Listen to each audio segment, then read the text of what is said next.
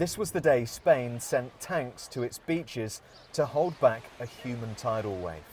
The border with Morocco under strain like never before. Hundreds of troops scrambling to block the final steps to European soil.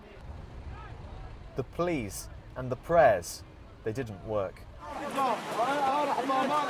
So different 24 hours earlier, when the first of 8,000 people simply walked or waded round the border post at low tide.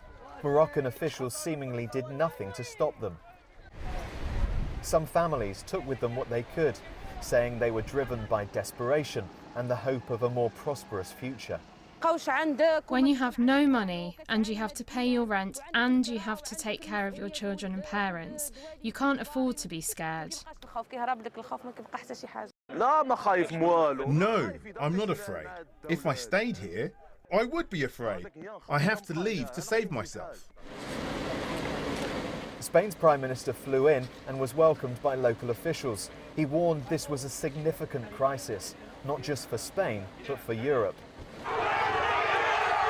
But he was given a furious reception by local residents in Ceuta who feel abandoned and want tougher action. This surge of irregular migrants represents a serious crisis for Spain and also for Europe.